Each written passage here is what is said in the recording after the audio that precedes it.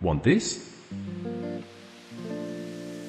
Hi guys, I am Kamer_DRP and this is my Davinci Resolve manga animation tutorial. I've made a few manga animation/MMVs now, and can therefore share the best way to create these edits. This tutorial requires Davinci Resolve software, free or studio, doesn't matter, I am using the free version. I will be covering the animation process of a still manga image, how we can turn this into this. Keep in mind that this is an intermediate to advanced level tutorial, so make sure you have fully understood the basics of editing, as well as Davinci Resolve as a software. I definitely recommend this since the process can get very complex and tedious. So to get started then, finding manga. You can find manga panels simply by searching online and looking through images. Once the image/panel has been downloaded, depending on the image resolution, you can run it through an AI image upscaling application. I normally use Upscale for this, which is a free and quick image upscaler. However, I generally don't upscale images that are more or less 1920, extension 1080, since manga animating a high-resolution image can cause lots of Davinci performance issues. Anyway, now that you have your panel imported into Davinci, and we can start animating. So, first you're gonna want to add a Fusion comp into your timeline. Open it into Fusion and add the manga panel. Get a polygon node. Make sure to remove the keyframe so that the mask isn't animated, and start to mask around the edges of the character in your panel. Try to be as precise as possible since you want an accurate cutout of your character. This can take some time. I will speed up this process since it's pretty simple.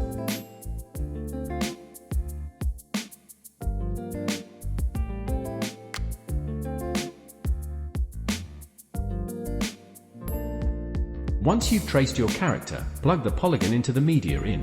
Then, make copies of the entire character mask polygon, and on each copy, trace out an individual body part that you'd like to animate. Now this gets a bit more complicated, especially with hair animations, since I normally use two different methods of hair animations, depending on the type of hair the character has. I will explain this later when we get to the hair animation, but for now, I will just trace around Gojo's hair in one polygon mask. I will animate the eyes separately later, so I won't mask them for now. Once the character, as well as its body parts, have been masked in separate polygon nodes, we can now start the repainting process. For this stage, you will want to connect all these separate polygon nodes into instances of the media in node, and plug these all into a multi-merge. Make sure to add a background node with 0 alpha as its main background, just so you can control all the media in layers. Now make instances of each body part's mask except from the original full body mask. Connect these polygon nodes together and into the full body mask. In the full body mask polygon, change the paint node to invert.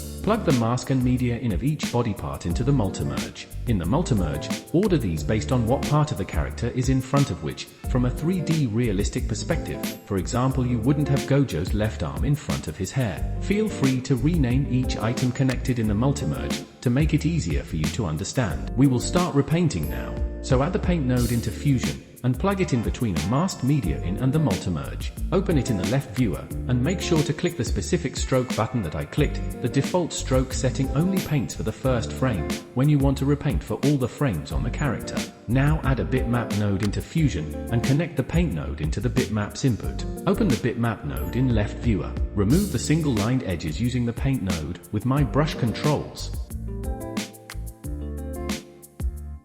After that, remove the bitmap node from Fusion. So to repaint your character, you will mostly be using the color and clone tool. Your aim when repainting is to make the character look like it never had that body part in the first place. So basically cleaning up the missing parts and fill in the gaps. Some tips with the paint and clone tool in paint node. Pressing Alt button and clicking with the paint tool copies whatever color your mouse is on and allows you to paint with that color. Pressing Alt and clicking with the clone tool sets the copy range to where you clicked, and when you draw with it, that marked area gets copied to wherever you draw. A lot of it is just trial and error to see what repainting fits in and looks clean. You will most likely have to come back to this process later on when you start animating, since animating the body parts on top of the full body may reveal some blank or ugly painted areas. Once you have finished repainting the body parts using the methods above, we can now begin animating. Keep in mind, you won't need to repaint every single body part, mainly just the full body and others. The way I animate my manga characters is by animating each masked body part, and then the entire full character. For the majority of the animations, I use grid warp, but for eyes and hair, I tend to use a different method, which I will go into. So first of all, it'll show you the general grid warp method used for most of the body parts. I'm going to animate Gojo's left hand first. Add the grid warp node into Fusion, and plug it after the paint node of the body part, and before the multi-merge. This is the rigging process. In grid warp, put it in the left viewer and change the following settings. And then for center angle and size, adjust these values to fit around the hand subject, just like how I have done.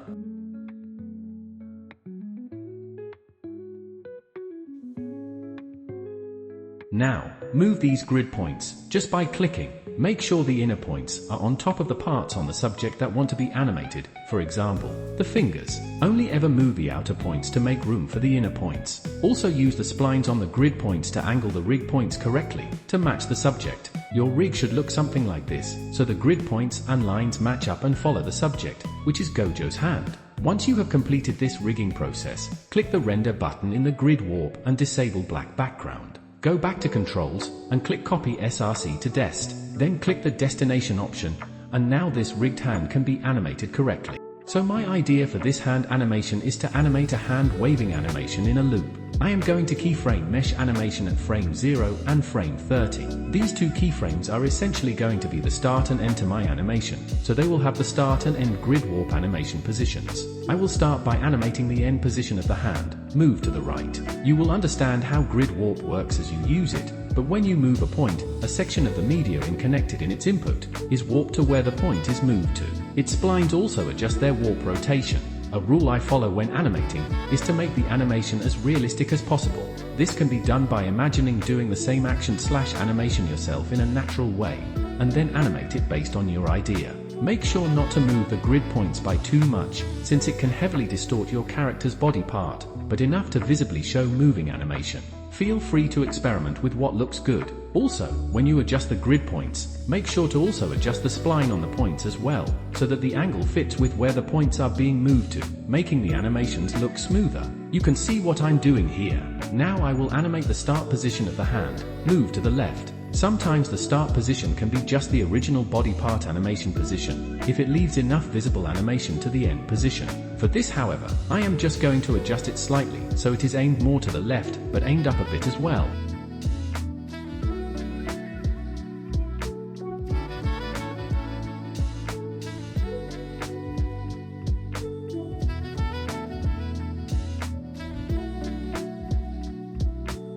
Once you have finished the animation, make a copy of your starting position keyframe in the spline editor with Ctrl+C, move to frame 60, so that frame 30, which is the end position, is in between both starting positions. And then Ctrl+V to paste that in the spline editor. The reason the second starting position keyframe is copied to frame 60 is so that the hand moves at an equal speed and amount to and from. Ease the grid warp graph, and adjust the splines so it's a double S graph. Finally, click the keyframe loop button. This loops the end keyframe back to the first keyframe, so the second starting point back to the first starting point, and so the hand can move continually in that same motion forever. I am now going to animate his left full arm. I have an issue, however, since the arm is right next to the canvas edge, so any animations moving the arm left may crop the section of the arm that is off canvas. Therefore, I need to add a crop node before my second grid warp, and set it to a 1920 by 1080 resolution. So now that the cropping and canvas size problem is resolved, I can start using grid warp. I will be using the same process again of grid warp rigging and animating, but with some changes since this is animating a full arm rather than specifically a hand. I'm gonna start with the same rigging process, but with a different grid size. This is because this body part only needs to be rigged along vertically. If the X grid size is larger, then animating it may distort the arm's width when I am aiming to wave it left and right. So I am adjusting the grid warp to align with the left arm, as if it is its bone.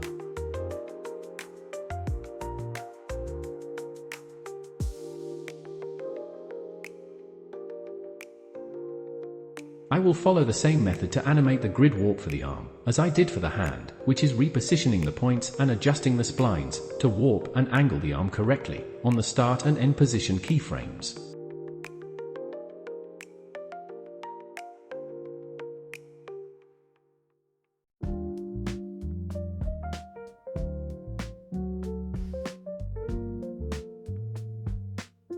I've done the same loop keyframe setting as I did for the hand, so that they move similarly and naturally. I also delayed the hand movement by a frame, to add fluidity, as if the arm movement one way causes the hand to warp that direction as well. When animating, you will definitely keep needing to adjust them, since a lot of it is just trial and error on what looks realistic and fluid.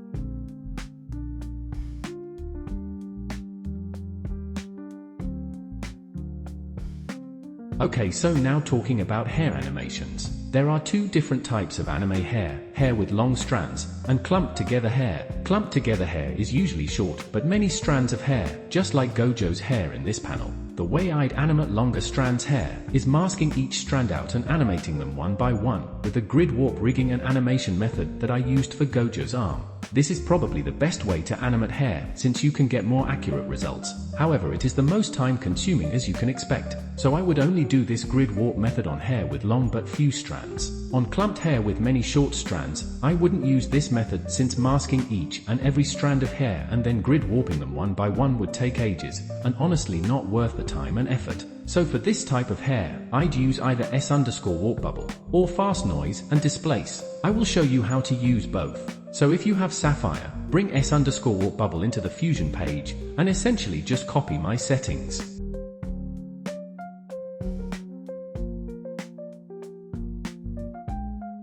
If you don't, fast noise and displace hair animation works as well. So add both of these nodes and a create bump map node into Fusion, and copy these settings.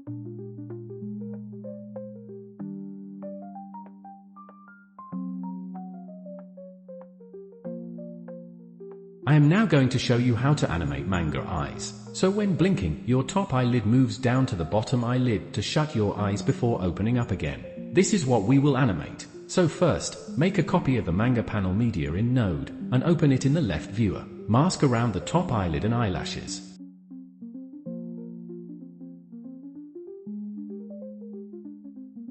Then connect the mask to the media in.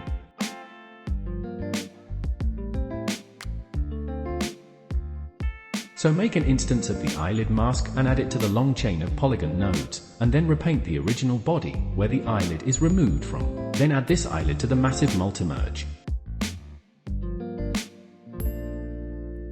Once done, we can now animate this eyelid. So essentially, we will be doing the same grid warp method, in a way, but the rigging would be a bit different. This is because we want the whole eyelid to move up and down fully, so it moves position as well as warping. So you can copy my grid size settings, and adjust the grid points to look something like this, where the 4 inner points mark around the eyelid.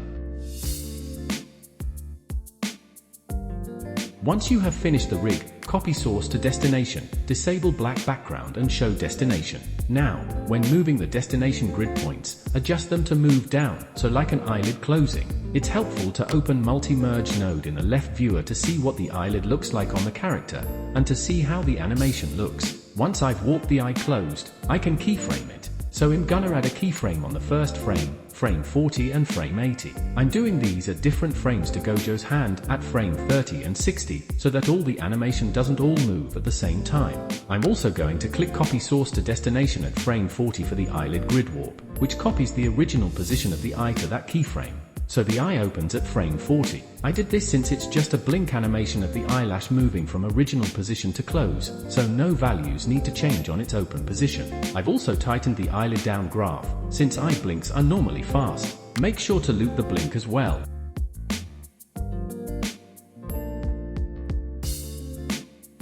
So next, I am going to animate the iris of the eye. I am literally gonna do the same thing as I did for the eyelid, so masking it. Adding a mask instance to the chain of polygon masks, repainting the masked gap in the original body, and of course, adding it to the multi-merge. And then add a grid warp, and do the same thing as I did for the eyelid in terms of rigging.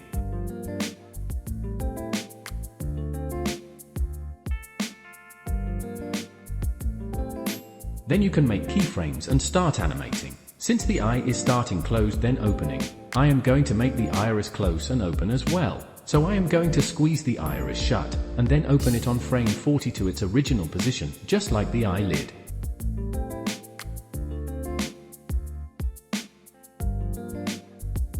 I copied its closed warp animation to frame 80, and tightened the graph.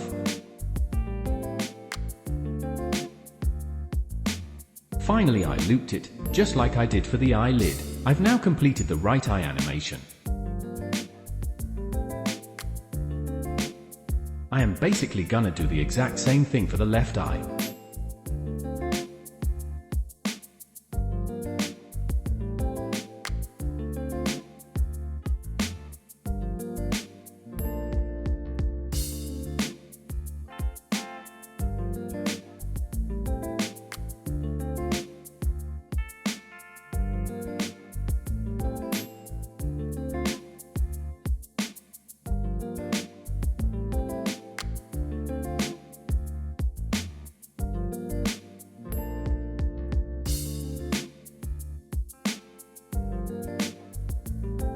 Make sure that both eyes animate so they blink at the same time, since it's realistic to blink both eyes at once.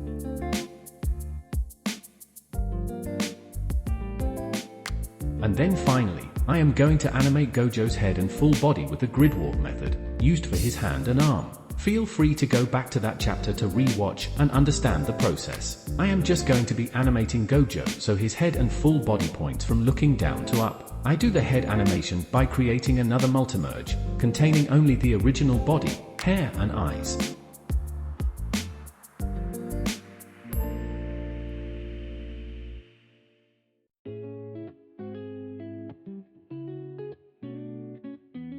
I plug this multimerge into the original multimerge, and reorder the original multimerge, so the left arm is still behind Gojo. I add a grid warp to the head multimerge, and basically box around his head with the 4 inner grid warp points for the rig.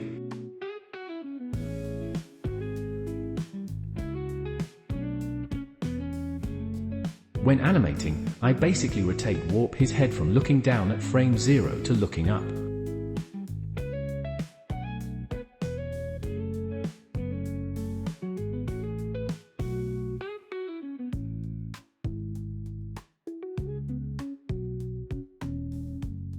I only use 2 keyframes for this head grid warp, and I'm not gonna loop it, since it's just a single motion at the start of the animation. Feel free to copy my eased graph for it, and then for the full body animation, I'm gonna put a grid warp at the end of this fusion tree and rig Gojo in a way that makes it easy to rotate him from moving his body angled low to high. I'm just gonna use 2 keyframes and a similar graph, just like the head grid warp.